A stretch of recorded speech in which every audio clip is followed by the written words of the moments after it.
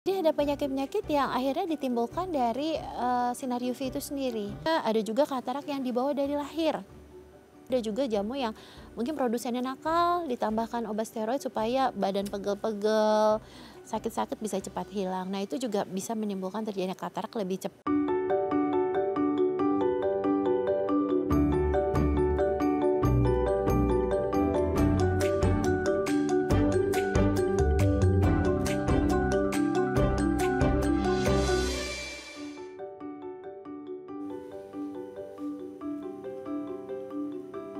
Halo pemirsa, apa kabar Anda hari ini? Senang sekali saya Raden Madlias dapat kembali menemani Anda dalam sebuah program talk show inspiratif. Ini dia Bincang Sehati. Pemirsa, kalau saya sebut satu penyakit ini, kayaknya pasti Anda identik langsung, wah ini kayaknya penyakit yang terkhusus gitu ya.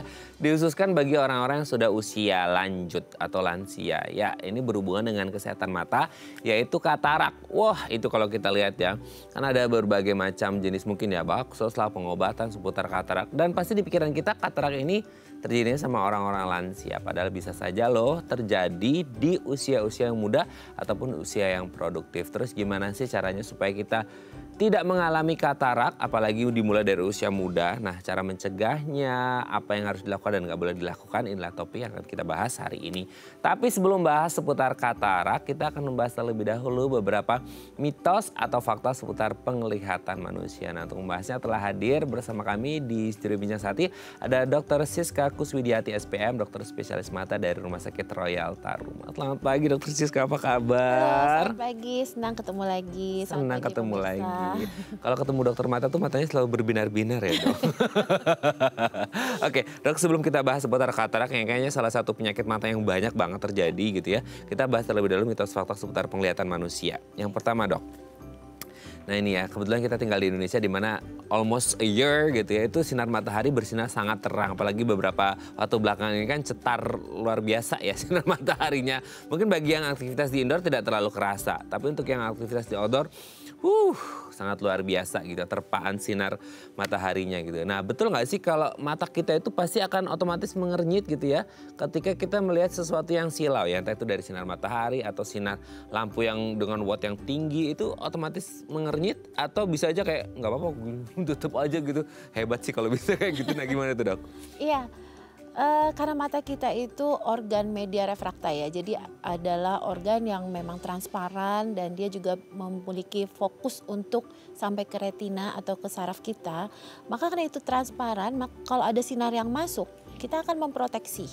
Ya, kalau terlalu kuat pasti kita akan proteksi. Sama dengan handphone juga ada autofocus, kita juga ada autofocus.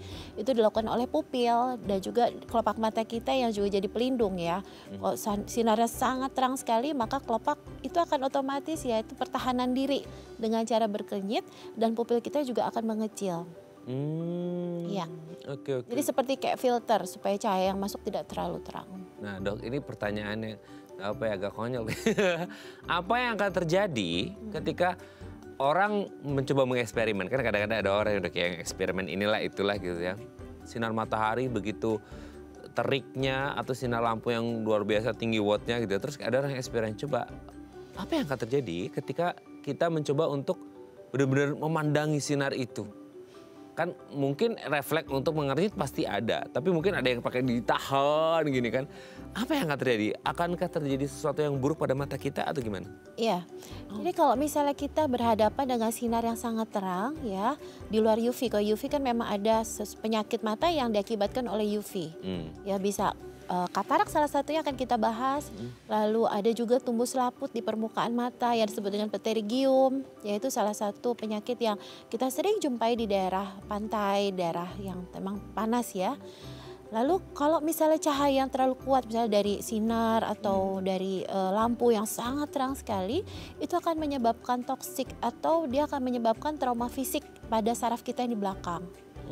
Jadi gejalanya mungkin akan terasa gelap untuk sementara ya, temporer rasa gelap, lalu juga akan bisa bengkak juga saraf mata kita karena terlalu kuat sekali. Jadi ada trauma fisik yang kita sebut dengan toksik atau keracunan sinar yang sangat tinggi intensitasnya. gitu. Jadi memang kita sudah dilengkapi dengan benteng-benteng. Ya lebih baik kita secara otomatis bisa menyaring sinar itu dengan kelopak mata kita, dari pupil kita itu secara tidak langsung memfiltrasi. Jadi filter sinar yang masuk jangan sampai toksik atau sinar masuk jangan sampai merubah kondisi dari internal mata kita. Oke. Tapi kalau untuk kayak kerja di outdoor meskipun nggak langsung ke hadap matahari kan suka panas banget. Ya. Itu kan suka juga mengernyitkan mata gitu kan dok ya. Itu kalau hanya terjadi dalam waktu yang lama bisa bahaya juga nggak sih ke mata? Bisa. Jadi ada penyakit-penyakit yang akhirnya ditimbulkan dari sinar UV itu sendiri.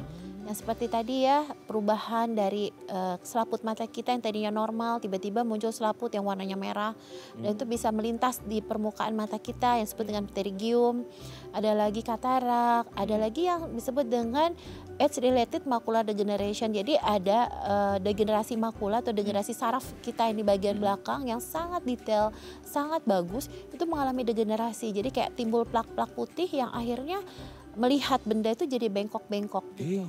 Ya, jadi salah satunya katanya penyebabnya UV, walaupun penyebab lain masih bisa memungkinkan untuk terjadinya itu. Lihat bendanya bengkok-bengkok udah kayak filter di media sosial. Udah kayak wah serem banget ya, makanya harus jaga baik-baik ya dok. Ya kalau kira-kira itu membahayakan ya jangan dilakukan ya. Ya, pakai pelindung kacamata anti UV. Ya. Oke, kita lanjut yang kedua. Bayi baru lahir katanya cuma bisa melihat beberapa warna aja. Tapi kan kita nggak bisa nanyain deh warna apa, belum bisa ngomong kan. Nah, tapi kalau secara anatomi matanya memang benar seperti itu atau gimana dok? Ya, jadi ketika bayi itu lahir memang dia perlu belajar dari lingkungannya. Dan itu juga akan berhubungan juga dengan perkembangan otaknya. Ya, jadi mata itu sarafnya langsung menyambung ke otak kita. Jadi bagaimana dia menerjemahkan, lalu bagaimana dia menerjemahkan warna, itu memang ada fase dan umurnya. Jadi kira-kira umur 3 bulan lah bayi itu bisa mulailah berkembang untuk melihat warna-warni gitu. Sedangkan pada waktu lahir memang dia tidak bisa membedakan warna, jadi seperti hitam dan putih saja. Tapi dengan perkembangannya waktu, dia akan berubah untuk bisa mulai mengenali warna. Oh, itu berarti maksudnya belum mengenali warna atau beberapa warna mungkin dalam hal ini adalah hitam putih. Sebenarnya di mata dia itu memang yang kelihatan itu hitam putih aja atau sebenarnya sudah berwarna tapi mungkin dia belum bisa ada apa ya bahasanya sensor yang ke otak bahwa ini warna ini itu gitu. Iya, itu 2 hal itu. Jadi kalau dari penelitian ya, jadi dari penelitian itu mengatakan bahwa antara perkembangan otaknya dan untuk penerimaan dari warna itu membutuhkan proses. Jadi membutuhkan proses dan akhirnya timbul memori dan akhirnya berkembang juga di otak sehingga pada umur tertentu dia sudah mulai lebih mengerti untuk warna-warna yang selain warna hitam dan putih. Oke, kalau case-nya gini ya dok ya, ini kalau kita ngomongin ya, kan selama ini kita mendengar atau tahu lah banyak istilah seputar buta warna gitu ya. Nah sebenarnya kalau case-nya dari kecil gini, ada nggak sih yang akhirnya kebawa sampai dewasa bener-bener apa ya bahasanya saraf sensornya itu rusak nggak bisa ngenali warna gitu dan ada hubungan sama buta warna atau beda case-nya? Iya, jadi kalau buta warna itu case-nya agak berbeda ya, karena ini kan kita bahas secara general. Tapi dalam perkembangan usianya bisa saja dia memiliki genetik yang tidak bisa membedakan warna hijau, merah, atau bahkan yang total dia tidak bisa membedakan warna secara total. Ya kita sebut dengan buta warna. Gitu. Jadi memang kalau secara genetik dia berkembangnya demikian. Tapi secara umum di luar yang buta warna, mereka akan bisa mengenali warna kira-kira 3 bulan lah, 3 bulan masa kelahiran dan sudah mulai bisa mengenal warna-warna. Walaupun memang tidak jelas ya, karena bayi itu kan matanya kecil. Betul. Sehingga apa yang dia lihat itu fokusnya tidak di saraf, tapi jauh di belakang saraf, karena matanya kecil. Gitu, jadi yang dia lihat itu tidak detail. Makanya kalau anak bayi itu senang kalau kita liling, ada gerakan warna-warna ataupun objek yang menarik, dia akan berusaha untuk mengenali ya, berusaha untuk melihat. Tapi kalau untuk detail itu ya belum bisa. Tapi nanti berkembangnya usia, perkembangan matanya, perkembangan otaknya, maka dia akan lebih siap untuk melihat lebih detail dan lebih jelas. Make sense sih dok, soalnya kan selama ini kita lihat kayaknya hampir 100% mainan anak-anak tuh colorful ya. Iya. Kayaknya jarang ya mainan anak kita warnanya monokrom. Kayak gelap banget auranya ya. Oke, kita lanjut yang ketiga ya dok ya. Nah ngomongin tadi bayi itu matanya kecil, sekarang ngomongin ukuran panjang mata katanya bisa memengaruhi kualitas penglihatan. Maksudnya matanya panjang banget atau gimana sih dok? Kan ada ya, maksudnya ras tertentu yang matanya tuh kecil, ada yang benar-benar yang belok banget tuh, yang panjang dan gede gitu, tuh bisa mempengaruhi penglihatan kah atau gimana? Iya betul. Jadi kalau untuk mata itu kan ada ukuran normalnya ya. Kalau misalnya dia lebih dari ukuran normal, maka dia panjang bola matanya itu dari mulai bagian depan sampai saraf lebih panjang, jaraknya lebih panjang. Sehingga kalau dia melihat objeknya itu kalau difokuskan nggak nyampe ke saraf, karena masih ada space lagi yang dia harus tempuh. Tapi karena ini bola matanya panjang, dia jatuhnya di depan saraf. Itu kita jumpai pada orang-orang dengan mata minus atau miopia. Gitu. Lalu bagaimana supaya dia bisa pas di saraf? Maka dia akan mendekatkan ke objek, atau Betul. misalnya dia akan mendekatkan objek ke Iya, ya. ke Kalau mata. pada anak-anak biasanya dia akan maju mundur, lihat papan tulis maju mundur ya, atau asik sendiri main sendiri gitu karena nggak fokus. Nggak bisa ngeliat udah lah gitu ya. Iya betul. Nah ada lagi yang satu, kalau bola matanya lebih pendek daripada normal, itu disebut dengan hipermetropia. Kalau orang bilang mata plus, jadi mungkin di masyarakat mata plus selalu cenderung mata orang tua. Padahal nggak juga, mata plus itu adalah kebutuhan lensa plus yang digunakan untuk orang yang bola matanya kecil karena fokusnya jatuh di belakang saraf. Jadi kalau bola matanya kecil, dia jatuhnya di belakang saraf. Jadi dia ngeliatnya nggak jelas, ataupun kalau misalnya dia membaca dekat sakit kepala, pusing, kadang sampai mual karena eye strain atau lelah sekali matanya. Jadi panjang pendeknya bola mata itu mempengaruhi kualitas penglihatan benar, karena di situ akan berpengaruh pada jatuh titiknya fokus yang masuk ke dalam mata. Apakah dia di depan dari saraf, apakah dia tepat, kalau tepat kan ngeliatnya jelas, atau dia di belakang dari saraf kita. Jadi pengaruh ya ukuran mata ya. sekali. Oke dok, kita lanjut yang keempat. Bagus nih ya. Orang kayak banyak berlomba-lomba pakai kontak lens supaya terlihat ada biru-birunya di matanya. Nah, katanya orang bermata biru adalah hasil mutasi genetik. Gimana tuh dok? Ya menarik ya. Menarik ini dok. Nah sekarang bahkan ada yang sudah mulai implan. Iya Implan betul. supaya irisnya warnanya berwarna yang tidak sesuai Iya. dengan warna aslinya. Tapi memang kita itu punya pewarna tubuh, pewarna kulit ya, dan termasuk juga pewarna dari iris. Nah itu memang secara genetik kalau orang Asia ya warnanya coklat, hitam ya. Tapi kalau misalnya dia orang Kaukasia atau orang dari barat, dia akan warnanya cenderung ke grey, biru. Nah itu berkaitan dengan genetik yang mereka sudah punya, genetik dari asalnya. Ada juga yang memang warnanya berubah. Jadi yang tadinya warnanya coklat atau gelap, tiba-tiba berubah jadi warnanya lebih terang. Itu biasanya ada kaitan dengan penyakit-penyakit lain. Jadi ada penyakit yang memang bisa membuat iris itu menjadi berubah warna. Gitu. Tapi kembali lagi itu bukan hanya mutasi gen saja, walaupun memang mutasi gen akan membuat perubahan warna ya. Contoh misalnya ada orang yang kanan irisnya warnanya biru, yang kiri warnanya gelap, itu ada yang begitu. Oh gitu? Ya, namanya heterokromia. Tapi itu tidak akan merubah fungsi dari mata itu sendiri ya, fungsi untuk penglihatannya. Untuk orang albino juga berubah warnanya. Iya ya. Ya warnanya jadi lebih terang, bisa biru atau lebih ke grey ya. Jadi memang balik lagi ke pigmentasi, sama dengan pigmen di tubuh kita yang lain gitu. Baru tahu loh dok. Saya pikir yang warnanya satu kuning, satu biru, satu coklat itu kebetulan saya pelihara kucing, kan ada kucing yang warnanya gitu ya. Iya. Ternyata di manusia juga ada ya. Ada. Oke. Wah ini pengetahuan bagus nih ya. Oke kita lihat yang terakhir, mitos atau fakta. Ada bagian mata yang katanya bisa terbakar dok. Kumaha eta teh serem banget. Jangan ngidupin api atau depan mata atau gimana sih dok? Ya, jadi terbakar itu konteksnya kan luas ya. Bukan terbakar, api kebakaran ya.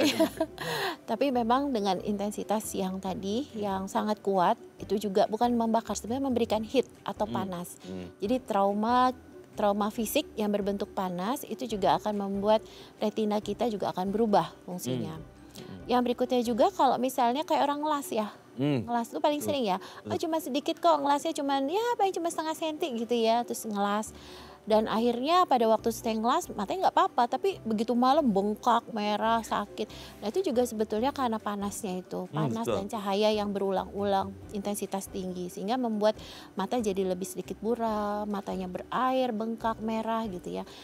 Ada pun juga yang memang ya trauma karena kebakaran ya, misalnya kebakaran dari trafo meledak itu juga bisa bikin kebakaran ya di daerah area mata. Tapi untuk pada akhirnya memang sangat luas sekali trauma kebakar itu bisa disebabkan yang dari mulai cahaya sampai emang fisik bentuknya ledakan atau bentuknya api atau bentuknya percikan dari api gitu. Wah. Serem juga ya dok ya. Ngebayang itu trafo meledak dan lain sebagainya. Aduh, pokoknya semoga matanya sehat terus ya dok ya. Oke, terima kasih terjawab mitos faktanya. Nanti kita lanjut ngomongin katarak di segmen selanjutnya dok ya. Oke pemirsa, kalau ada punya pertanyaan seputar tema kita hari ini boleh tanya-tanya di 021 290 32 644 atau DM Instagram kami di @bincang_sati_tv. Kami akan segera kembali.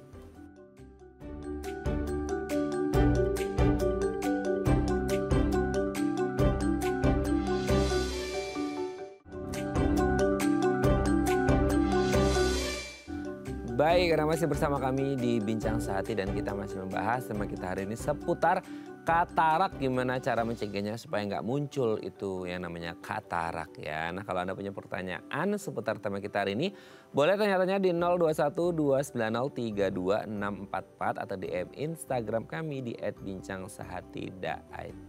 Kita masih bersama dengan Dr. Siska Kuswidiati SPM, dokter spesialis mata dari Rumah Sakit Royal Taruma. Oke dok, sebelum ngomongin ke kataraknya itu sendiri, boleh dijelasin secara singkat dulu nggak sih dok?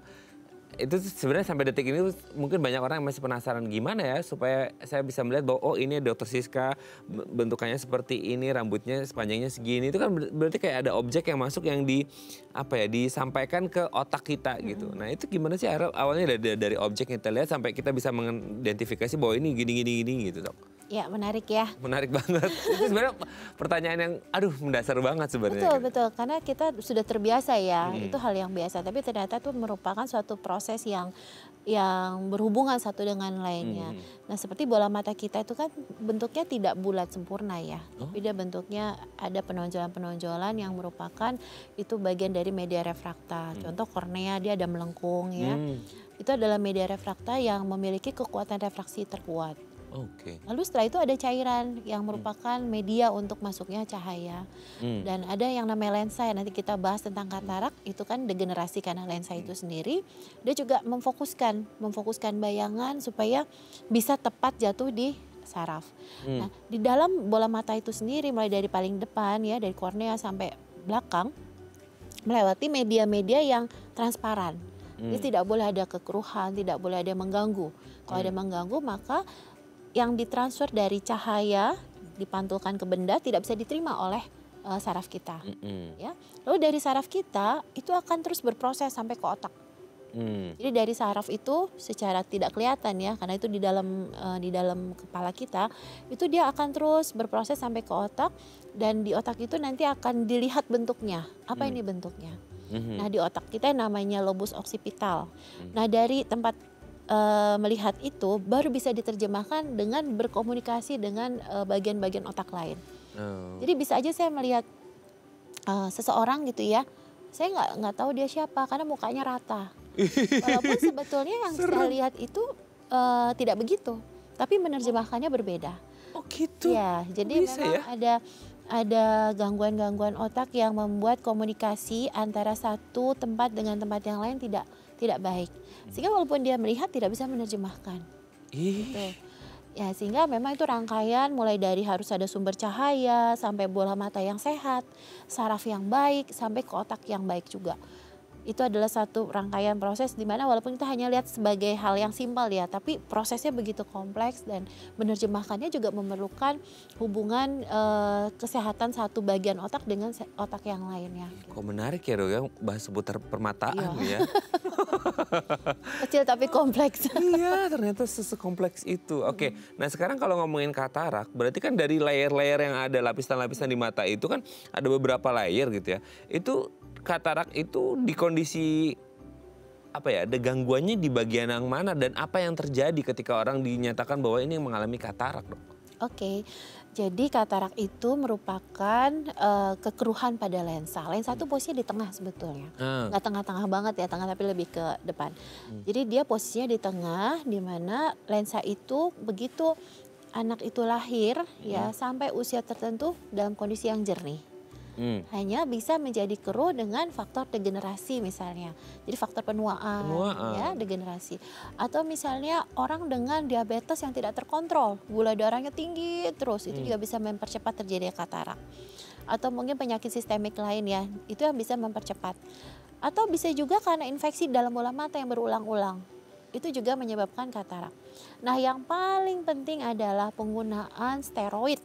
Itu juga menyebabkan katarak lebih cepat. Jadi steroid itu mungkin kita jumpai dari obat tetes. Ya, misalnya obat tetes kalau misalnya kita matanya merah, pergi ke toko obat, udah pakai obat ini aja. Iya. Nah, memang merahnya reda. Nanti kan merah lagi nih, beli lagi obat yang terus dan itu menyebabkan terjadinya katarak lebih cepat. Atau misalnya minum obat yang mengandung steroid jangka panjang. Ya. Lalu yang terakhir yang mungkin menjadi dilema adalah jamu atau herbal. Yang itu orang Indonesia banyak yang minum tuh. Ya, mungkin nggak semua ya. Kalau ada jamu yang benar-benar herbal, tapi ada juga jamu yang mungkin produsennya nakal, ditambahkan obat steroid supaya badan pegel-pegel, sakit-sakit bisa cepat hilang. Nah, itu juga bisa menimbulkan terjadinya katarak lebih cepat. Nah, lalu yang berikutnya ada juga katarak yang dibawa dari lahir. Dari bayi lah. Dari bayi. Bisa karena faktor keturunan, bisa juga karena ya memang terjadi insidental saja, atau bisa karena infeksi pada waktu di rahim ibu. Misalnya infeksi tokso, infeksi CMV, cytomegalovirus, atau misalnya rubella, itu bisa menyebabkan gangguan. Sehingga masa perkembangannya menyebabkan kekeruhan pada lensa. Gitu. Ya itu memang bisa lebih cepat terjadi ya karena ada faktor-faktor yang lain. Tapi secara umum karena katarak ini merupakan penyakit tertinggi di Indonesia, secara umum biasanya kita jumpai pada lansia dan orang-orang yang memang sekarang diabetes cukup tinggi juga ya. Kita jumpai pada orang-orang yang diabetes tidak terkontrol. Diabetes tuh kok ngaruhnya kemana-mana ya dok ya? Oh iya betul. Silent kill. Iya, kayaknya ngaruh ke sini, kayaknya the mother of diseases kayaknya ya, ibu dari segala penyakit. Oke dok, nanti kita lanjut lagi ya di segmen selanjutnya ya. Oke pemirsa, kalau Anda masih punya pertanyaan seputar tema kita hari ini, boleh tanya-tanya di 021 290 32644 atau DM Instagram kami di @bincangsaat.tv. Kami akan segera kembali.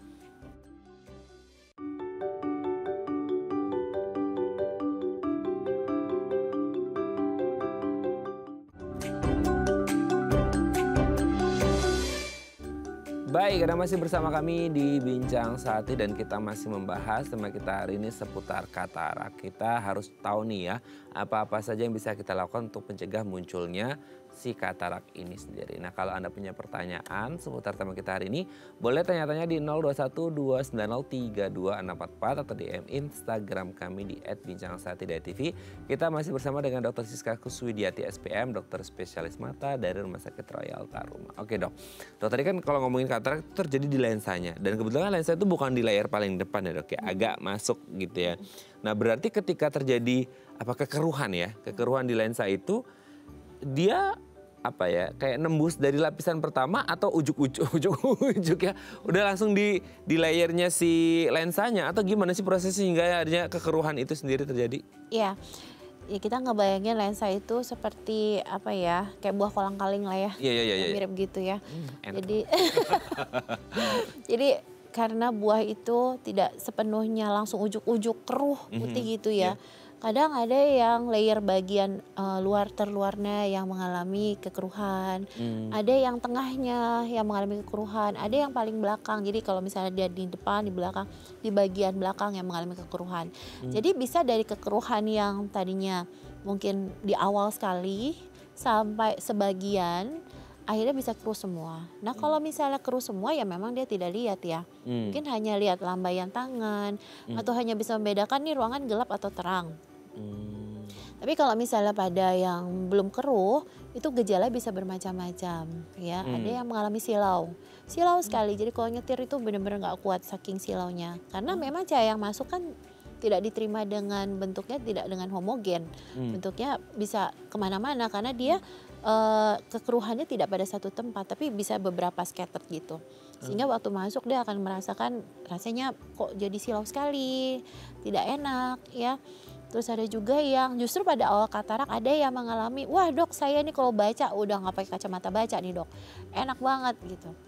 Waktu kita jelaskan ini tanda awal katarak, gimana katarak dok? Saya aja baca masih bisa. Jadi gitu. plot twist ya. Ya itu sebenarnya tanda awal, karena di saat awal itu lensa yang tadinya dia punya posisi yang normal, tiba-tiba dia akan lebih sedikit menggembung karena ada proses hidrasi atau penarikan cairan gitu.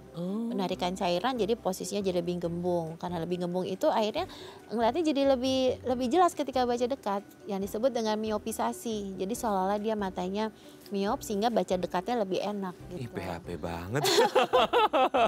Itu adalah salah satu contoh dari gejala katarak. Dan juga yang paling sering kita jumpai ya karena memang udah ketemunya udah lebih advance ya, biasanya karena buram ya, kayak berkabut, kayak ada asapnya dok, kayak air terjun, kayak ada awan. Jadi bahasanya pasien bisa bermacam-macam, tapi interpretasinya adalah sesuatu yang menghalangi penglihatannya dia. Oke, terkait kayak tadi kan dokter Siska menyebutkan nyetir ya, nyetir silau itu di kondisi malam aja ketika ada lampu kayak bukan tembak ya, lampu dari lampu rem mobil depan itu kan luar biasa, apalagi sekarang tuh banyak yang pasang lampu-lampu tembak itu, kenapa sih harus pasang lampu seperti itu gitu ya? Itu, atau siang juga bisa atau gimana maksudnya? Jadi anytime, jadi ketika ada intensitas cahaya yang mungkin dalam kondisi tidak katarak orang biasa-biasa aja, ataupun si orang ini yang tidak katarak biasa-biasa aja, begitu ada katarak yang biasanya posisinya di belakang ya, jadi dia posisinya agak di belakang, di layer yang paling belakang, itu dia begitu kena sinar, aduh silaunya minta ampun. Sampai dia nggak bisa buka mata, nyetir juga udah nggak berani, akhirnya harus minta disetirin. Ya memang kayak gitu merupakan indikasi operasi katarak. Gitu. Jadi selama sudah mengganggu aktivitas sehari-hari, selama itu sudah mengganggu orang lain, karena dia tidak bisa mandiri maka dia mengganggu orang lain, itu merupakan indikasi untuk operasi.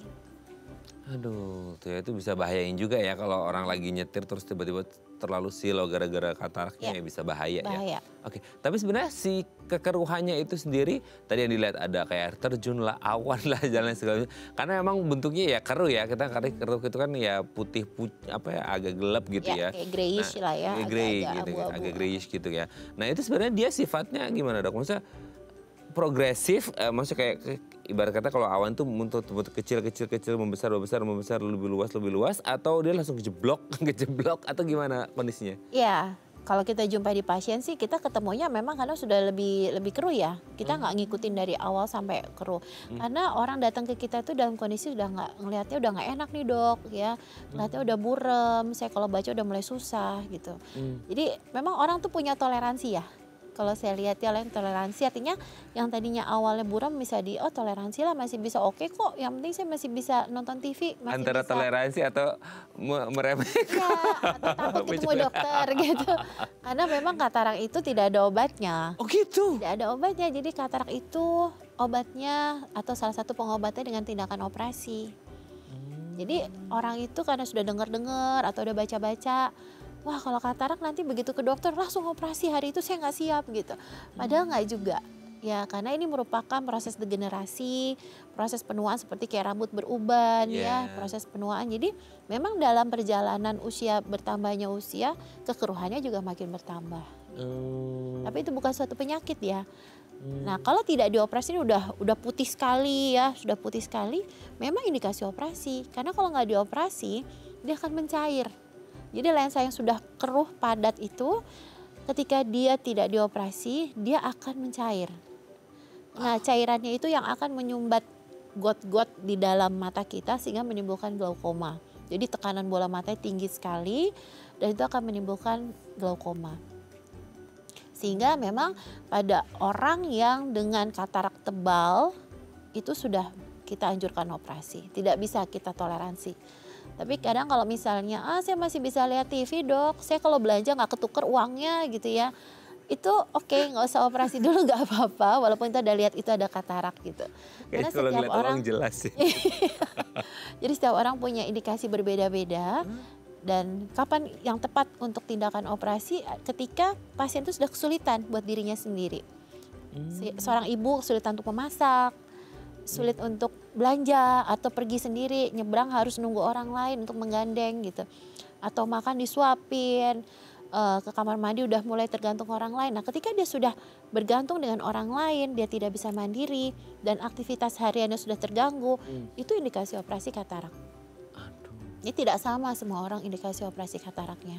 Oke, tapi menarik juga tadi dokter Siska menyebutkan lensanya sampai mencair itu gimana, maksudnya bisa sampai mencair itu di tahap yang seperti apa, Dok? Itu yang namanya hipermatur. Jadi ada tahapan-tahapannya, ada insipien itu masih lebih jernih ya. Di saat itu proses hidrasi dari lensa, jadi lensa mulai mengembung gitu ya. Yaitu yang tadi muncul miopisasi, kadang di situ. Yang kedua imatur. Imatur itu lensanya tidak semuanya keruh. Ada yang keruh, ada yang masih jernih. Ya itu masih ya ngeliatnya kayak berawan dok, tapi oke lah gitu.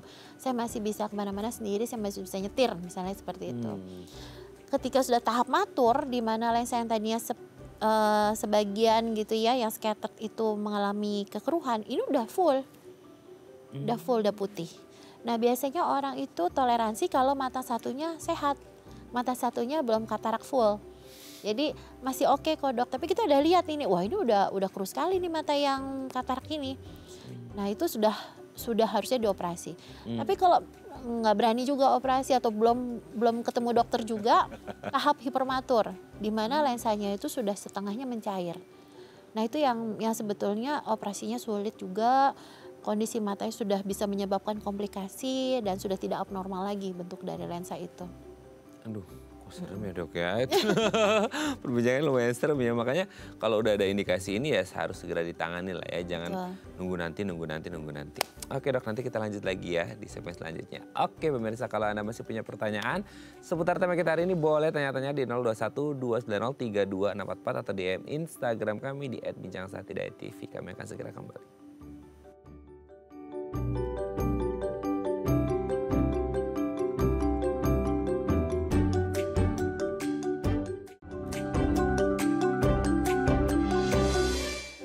Baik, Anda masih bersama kami di Bincang Sehati dan kita masih membahas tema kita hari ini seputar katarak. Kalau Anda punya pertanyaan seputar tema kita hari ini boleh tanya-tanya di 021 290 3244 atau DM Instagram kami di @bincangsaha.tv. Kita masih bersama dengan Dr. Siska Kuswidiati SPM, dokter spesialis mata dari Rumah Sakit Royal Taruma. Oke, kita lanjut lagi. Itu tuh saya tuh kadang-kadang berpikir, tadi kan Dr. Siska menyebutkan banyak loh ternyata pasien yang datang itu udah kondisi yang lumayan parah gitu ya. Mata itu kan untuk melihat ya, bukan sesuatu yang ada di punggung nggak kelihatan gitu kan ya. Oke lah, maksudnya kayak itu pun kalau ada lecet apa di punggung pasti sudah kerasa. Lah ini mata gitu loh, udah maksudnya kayak penglihatannya kan otomatis udah, kalau setangkapan saya ketika katarak itu ada kayak semacam awan, air terjun, berarti kan ini menghalangi, ada distraksi gitu di penglihatan kita. Emang nggak kerasa dari awal gitu ya, sehingga akhirnya kayak nggak kerasa gejalanya atau apa ya, visibilitasnya tuh mulai menurun. Emang orang itu ngeh atau enggak sih sebenarnya kalau tiba-tiba datang ujuk-ujuk ke dokter udah di kondisi yang seperti itu gitu? Ya, beberapa faktor ya. Yang pertama mungkin grading dari katarak yang mata kanan dan kiri berbeda. Oh gitu? Jadi yang kanan mungkin sudah keruh sekali, yang kiri mungkin tahapan-tahapan menengah lah gitu ya. Jadi belum keruh sempurna. Yang kanan mungkin sudah keruh, yang kirinya masih oke. Jadi ya toleran ya, jadi masih bisa kerja, masih bisa nyaman untuk beraktivitas, jadi tidak mengganggu. Lalu bisa juga dari jenis pekerjaan yang dilakukan sehari-hari. Ya, jadi kalau orang misalnya bekerja yang sangat detail, seorang penjahit atau seorang gambar ya, dia harus melihat yang sangat detail sekali, tentu katarak yang awal saja sudah mengganggu. Nah itu akan mengganggu pekerjaannya, mengganggu aktivitas sehari-hari. Nah itu memang mereka akan minta operasi lebih dulu. Termasuk juga pengendara. Iya, betul. Jadi kalau misalnya dia rasa silau sekali, saya nggak bisa dok bawa kendaraan lagi, minta operasi, itu akan lebih cepat dibandingkan orang yang mungkin melihat 5-6 meter aja masih kelihatan dan tidak mengganggu gitu. Dan sekarang kan sudah mulai orang lebih friendly menggunakan gawai ya. Iya betul. Ya, jadi melihat gawai masih enak kan, jaraknya dekat itu. Ya masih nyaman gitu. Walaupun kalau dia ngeliat ke TV, loh kok sekarang tulisan running text-nya nggak kebaca semua. Jadi lebih senang pakai gawai. Nah itu juga akhirnya mengaburkan orang untuk tidak mengganggu kok, ini aktivitas saya gitu. Jadi memang tergantung kembali lagi dengan aktivitas sehari-hari, pekerjaan seseorang. Itu juga menentukan kapan orang itu merasa terganggu atau tidak. Oh berarti pengaruh dari jenis pekerjaan yang benar-benar membutuhkan detail penglihatan itu juga pengaruh ya dok? Ya betul. Jika dibedain juga sama orang-orang yang mungkin pekerjaannya bukan kayak tukang jahit, ahli reparasi jam gitu, bener kayak yang detail banget gitu ya? Iya betul. Oke. Itu juga sebenarnya pengaruh ke kayak kinerja matanya nggak sih dok? Kayak oh ini karena apa ya penggunaan matanya lumayan ekstra juga akhirnya mereka notice bahwa ada sesuatu yang nggak beres nih gitu ya? Betul. Jadi loh kok saya udah mulai nggak kelihatan hal kecil ya, padahal pekerjaan sehari-hari yang biasanya saya terbiasa sekali melakukannya, tapi saya ada kesulitan. Ternyata dari matanya sudah mulai ada gangguan penglihatan karena katarak. Ya mungkin yang di sisi lain gradingnya ya, grading yang berbeda ya. Yang kanan mungkin sudah keruh sekali, yang kiri masih awal-awal itu kan juga orang masih oke gitu, nggak terlalu merasa terganggu. Itu juga berbeda dengan orang yang dua-duanya gradingnya sama-sama udah keruh sempurna gitu ya, itu juga akan mempengaruhi. Oke dok, sebelum kita lanjut ini ada penelpon, kita sapa terlebih dahulu ya. Halo, selamat pagi, dengan siapa di mana? Halo, selamat pagi. Dengan Pak FX Wadi. Pak FX Wadi di mana Pak? Di Cilangkap. Cilangkap ya, silakan Pak FX Wadi. Iya. Ya. Pak Suwadi mau tanya apa ke Dokter Siska? Saya mau tanya, usia saya 93 ya. Wow, Luar biasa. Ya, sudah 93. keren Pak Suwadi. Ya, terus saya kira-kira 10 tahun yang lalu pernah dioperasi katarak. Lalu sekarang ini saya kalau melihat itu sudah tidak jelas lagi seperti pada waktu katarak saya belum diambil. Apakah itu suatu gejala katarak lagi atau bagaimana dok? Oke, Dokter Siska ada yang ditanyakan atau sudah jelas? Cukup jelas. Ya saya bukan penderita diabetes. Gula saya aman. Keren. Oke, sudah jelas dok? Ya. Oke, sudah jelas ya Pak Suwadi. Iya, terima kasih Pak Suwadi. Saya selalu 93 tahun, keren banget. Ya. Jarang banget tuh kita dapat penelpon usia di atas 90 tahun. Lah, Pak Suwadi keren pokoknya ya. Disimak terus gimana nih dok? Bisa menjadi inspirasi buat kita semua ya. 93 suaranya juga masih energik loh kelihatannya. Betul. Oke, gimana nih dok? Selalu Pak Suwadi. Iya. Ya, jadi operasi katarak itu kan memang pengambilan lensa dengan menyisakan bungkus lensa itu. Jadi lensa itu kita bayangin kayak buah ya, luarnya itu ada selaputnya, dalamnya itu lensa itu sendiri yang mengeruh ya. Nah lensanya itu diambil, hanya sebagian dari bungkusnya ditinggal. Kenapa? Karena itu untuk bantalan dari lensa yang baru. Lensa buatan manusia yang akan kita masukkan di situ, yang kita implantasi di situ. Jadi dengan adanya si bungkus ini akan menjadi tempat baru untuk lensa yang baru, yang lebih jernih. Terkadang si bungkus ini pada awal operasi masih jernih, masih bagus, masih oke. Tapi bertambahnya waktu, si bungkus ini kadang menjadi kaku, tidak lentur, tidak bening. Tapi menjadi kaku dan menjadi lebih keras seperti kertas. Nah ketika dia itu menjadi keras menjadi seperti kertas, dia akan menutup lensa yang baru itu untuk mendapatkan sinar. Dia jadi penghalang di bagian belakangnya. Sebetulnya itu tidak menjadi kesulitan ya, hanya tinggal nanti dilakukan laser. Laser itu tidak operasi lagi, hanya di ruangan biasa tanpa ada perlukaan. Jadi yang selaput itu, yang keras itu bisa dirobek. Dengan menggunakan laser dan tanpa perlukaan. Itu yang pertama. Yang kedua, kita harus melihat juga kondisi dari saraf secara keseluruhan. Tadi kembali lagi bahwa ada degenerasi yang muncul karena faktor usia. Itu tidak hanya di bagian depan mata, tapi bagian belakang juga mengalami seperti itu.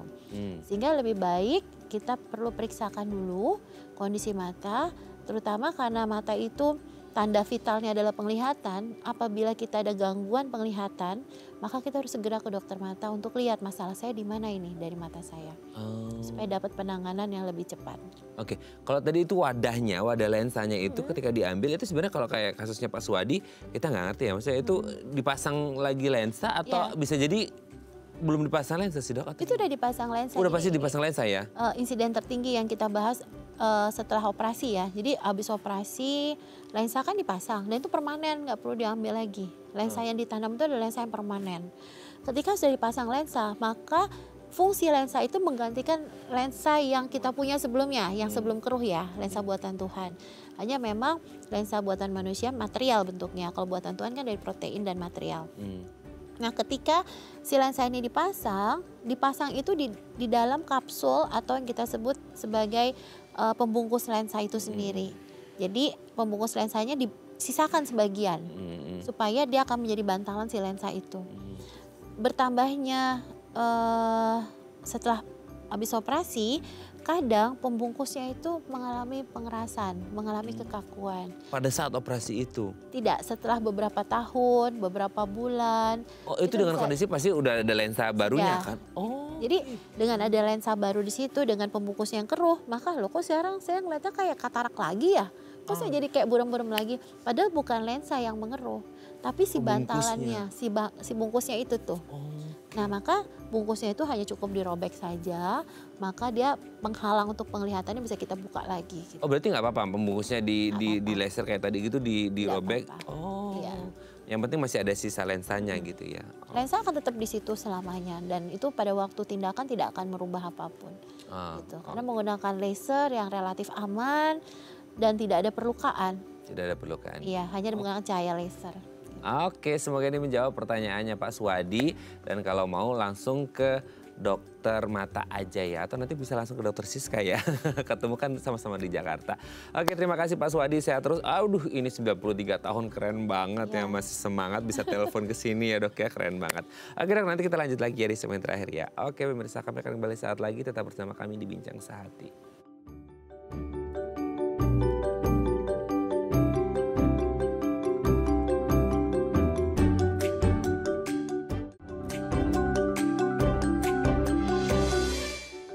Baik, karena masih bersama kami di Bincang Sehati dan kita masih membahas tema kita hari ini seputar katarak, masih bersama dengan Dr. Siska Kuswidyati SPM, dokter spesialis mata dari Rumah Sakit Royal Taruma. Oke, kita lanjut lagi. Dok, sebenarnya mau tanya nih ya, serem banget nih. Kan tadi kan dokter menyebut kalau nggak tahu tadi kita lagi on air atau off air ya ngobrolnya. Dokter kan sering tugas ke daerah gitu ya, terus ketemu banyak banget orang yang nggak hanya di daerah, mungkin di perkota juga banyak yang datang dalam kondisi yang lumayan parah kan seperti itu. Nah, katakanlah gitu ya, dia tertanganinya agak lambat atau tidak tertangani dengan baik. Apa sih efek atau dampak terburuknya? Bisa nggak, nauzubillah ya, jangan sampai terjadi kebutaan pada mata. Bisa nggak sih atau gimana? Iya.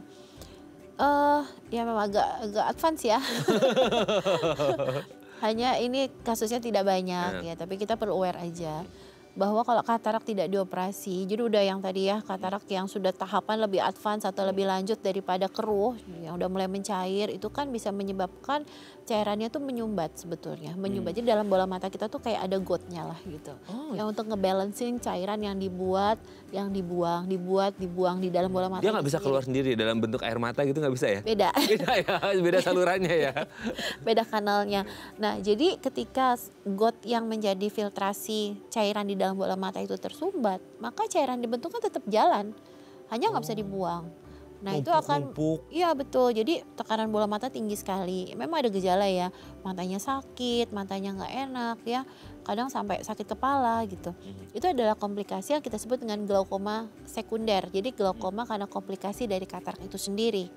Nah, kalau misalnya orangnya aware, oh ini nggak bener ini matanya nih ya, udah buram, sekarang sakit, saya harus ke dokter mata, bisa ditanganin.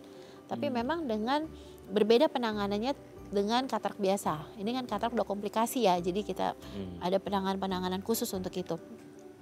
Tapi kalau misalnya dia nggak punya akses kesehatan ya, banyak saudara-saudara kita yang nggak punya akses kesehatan dokter mata di daerah.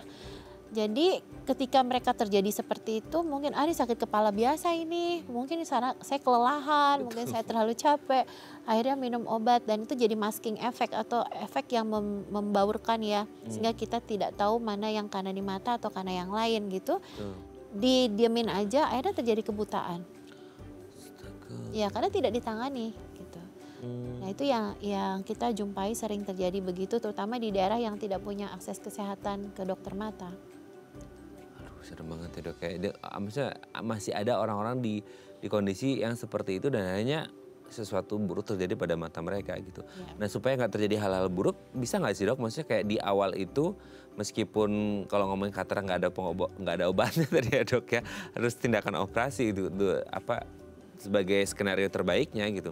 Bisa nggak sih kalau di awal-awal itu orang udah mulai aware nih ya, mungkin lah entah dia penjahit atau apapun itu gitu yang memang pekerjaannya detail ngelihat gitu, udah kelihatan tuh kayak ada awan-awan air terjunnya, itu bisa nggak sih kayak ya agak telat sih kalau ngomong tindakan preventif ya. Tapi maksudnya yang bisa dilakukan apa? Apakah bisa diminimalkan risikonya, dikurangin, atau sebenarnya harus ke dokter langsung tindakan, atau masih awal-awal nunggu nanti agak progresif dikit baru ke dokter, itu gimana ya? Baiknya gitu supaya mungkin bisa menekan supaya tidak terlalu cepat nih kataraknya muncul atau gimana? Jadi kalau kita bahas preventif itu kita akan bahas jauh sebelum terjadi katarak tentu ya. Jadi yang pertama kita harus hidup sehat ya, jangan ada penyakit sistemik yang tidak ditangani. Artinya kalau memang sudah ada bawaan dan terjadi ya kita harus kontrol dengan baik supaya jangan sampai menjadi komplikasi. Seperti diabetes itu kita harus kontrol dengan baik, darah tinggi kita perlu kontrol dengan baik. Lalu kalau sudah terjadi katarak di awal, mungkin kita akan memberikan obat tetes mata yang sifatnya hanya menunda sebetulnya. Jadi bukan pengobatan, tapi hanya menunda. Dok, kayak ini masih oke ya, tapi kita udah lihat nih ada kataraknya, kita bisa kasih obat tetes yang sifatnya menunda itu. Lalu yang berikutnya, tentu gaya hidup sehat ya, seperti makanan-makanan sehat. Ya kalau kita bilang makanan sehat tidak selalu dikonotasikan dengan wortel ya, tapi semua makanan yang punya antioksidan tinggi. Karena balik lagi bahwa proses degenerasi ada kontribusi dari oksidasi proses di dalam tubuh kita. Jadi kalau yang merokok ya berhenti merokok ya, lalu makan makanan sehat yang memiliki high antioksidan atau antioksidan tinggi, contohnya yang warna hijau-hijau. Seperti kale, bayam, brokoli, itu cukup bagus. Cukup bagus ya. Lalu yang warnanya cerah atau warnanya yang sangat pekat, contohnya buah bit itu kan warnanya pekat. Lalu warna jeruk ya, jeruk itu kan warnanya bagus cerah ya. Lalu golongan beri-beri ya, blueberry, strawberry itu juga bagus. Jadi kembali lagi kita ke pola hidup sehat, makanan yang sehat. Kalau ada suplemen yang mengandung lutein itu juga bagus untuk mencegah katarak lebih cepat. Dan jangan lupa untuk periksa mata ke dokter mata. Oke, terima kasih Dr. Siska. Semoga ini menjadi pengingat kita semua supaya jaga mata kita supaya tetap sehat. Terima kasih dok, sehat terus. Salam untuk keluarga di rumah dan teman-teman di Rumah Sakit Royal Taruma. Selamat pagi. Oke pemirsa, itu tadi perbincangan kita dengan Dr. Siska. Semoga bermanfaat ya. Dan jangan lupa untuk terus menyaksikan konten-konten inspiratif kami di platform The Eye Plus. Saya Raden Matlias pamit. Sampai jumpa dan selamat kembali beraktivitas di hari Selasa yang indah ini. Ingat jaga kesehatan mata Anda supaya nggak mengalami katarak. Jangan cuma makan wortel aja. Sampai jumpa. Terima kasih dok.